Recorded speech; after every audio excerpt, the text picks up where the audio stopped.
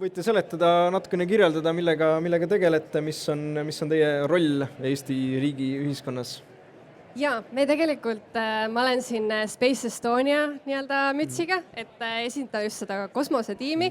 ja meie kosmosetiim omakorda esindab ka siis Euroopa Kosmoseagentuuri ja Euroopa Kosmoseprogrammi ametit ehk siis kosmosevaldkonna karjäärivõimalusi laiemalt nii Euroopas kui Eestis, et olenevalt siis tudengite huvist ja taustast me siis suuname neid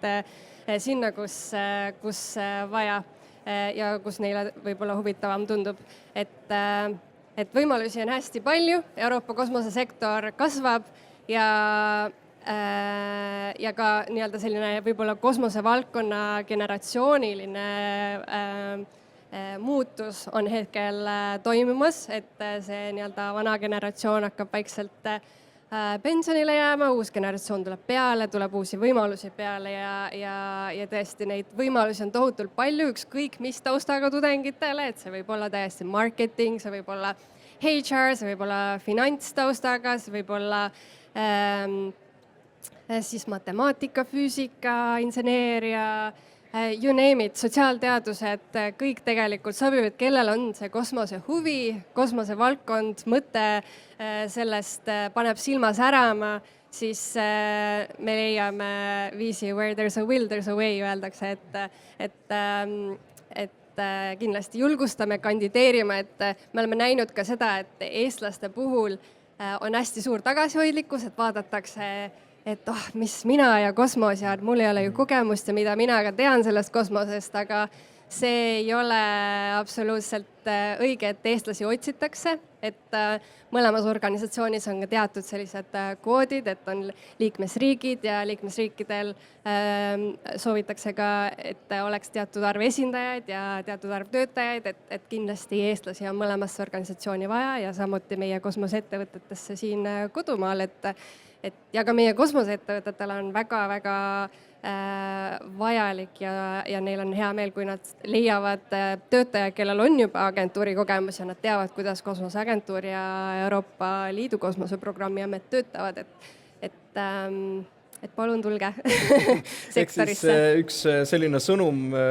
mida siit ka kaasa saab võtta, on see, et nii-öelda kosmosevaldkonnas töö ei ole ainult raketiteadusega satelliitide ehitamine, vaid tegelikult saab kosmosevaldkonna arengusse panustada väga erinevate nagu külgede alt. Jaa, absoluutselt ja Euroopa Kosmoseagentuuri selline värbamise slogan ütleb ka, et me ei värba ainult astronaute, me värbame kõiki, et ei pea selleks minema kosmosesse ja oma elu nii-öelda otseses mõttes ohtu panema, vaid saab ka maa peal, et kosmosevaldkond on niimoodi, öeldakse upstream ja downstream, et kõik, mis läheb üles ja kõik, mis tuleb alla, et andmed tulevad alla, et andmeanalüütika, kaugseire, kõik sellised teemad ja üles siis võib, ongi inseneeria, ehitame satelliite, rakette, meil on nüüd uus tudengiraketi sihtasutus, et ka nii-öelda ülikooli kõrvalt saab juba vaikselt toimetada nii rakettide kui satelliitidega Eestis ja kuupkulgurid on meil, et võimalusi on ja tekib juurde õnneks. Ehk siis saavad tulla ka need, kes kardavad kõrgust ja võib-olla orbiidile päris minna ei taha. Aga küsiks veel seda, et kui saan aru, te võtate ka inimesi praktikale või on ainult nii-öelda lepinguga nii-öelda töö? On nii praktikavõimalusi, kui on lepinguga töö, et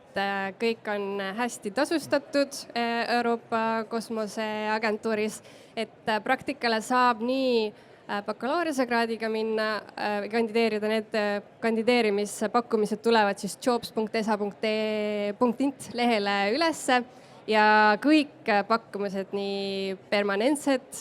staff-positsiooni pakkumised, praktikapakkumised, erinevad trainee programmid, et neil on väga palju erinevaid variante, et on sellised 2-aastased lepingud traineedena, mis on praegu avatud, et kui on tudengid, kes on just magistrikraadi teisel kursusel või on lõpetamas või on värskelt lõpetanud, siis saab kandideerida just nendele pakkumistele, mis on hetkel avatud, siis novembris tulevad praktikapakkumised välja. Aastaringselt on avatud staff-positsioonid, on research fellow'd, kui on juba doktorikraad, silmapiiril, siis tasub ka neid variante vaadata, et neid variante on erinevad, aga nad kõik õnneks jooksevad ühte portaali ESA puhul ja kosmoseagentuuri puhul, et siis jobs.esa.int, siis seal tasub scrollida ja vaadata, mis parasjagu saadaval on, et ma tean, et siin on ka paar direktorit, sellised päris kõrge profiiliga töökohti hetkel avatud, et pakkumisi on erinevaid. Küsin veel selle lühikese küsimuse otsa, et võib-olla oskate nimetada mõnda huvitavat, põnevat projekti, et kui teie juurde tööle või praktikale tulla, mis on mingisugune asi, nii-öelda projekt, milles nad saaksid nagu kaasa lüüa, mingi huvitav näide äkki? Jaa, meil oli Eesti trainee ESA-s näiteks robootika valdkonna peal, ta sai ehitada robotkäsi ja see oli huvitav. Kaugseire valdkonnas meil oli geograafia taustaga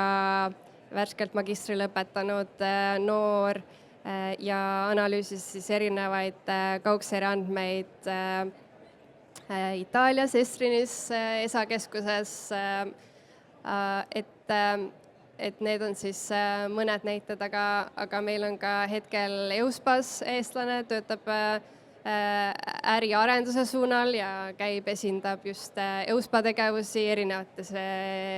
Euroopa Liidu liikmesriikides ja neid variante on palju ja näiteid on palju eestlastest, kes teevad märkimisväärseid asju mõlemas agentuuris, et ja ESA-s meil ju oli ka üks astronaudi kandidaat siin paar aastat tagasi, kes parasjagu töötas ESA-s, aga siis samaaegselt kandideeris ka astronaudiks, et ESA-s on hästi palju ka selliseid extracurricular tegevusi, et mida sa saad siis pärast tööaega, erinevad klubid, et nad käivad, selline boonuspakett on päris kirev, et on purjetamisklubid, on jooksuklubid, neil on isegi golfirada seal Hollandis, et neid selliseid hobitegevusi on ka palju, mida nad siis selle nii-öelda päris töö kõrvalt pakuvad ja mis võimalused seal koha peal on. Kõlab väga hästi. Aitäh tulemast, aitäh jagamast! Aitäh!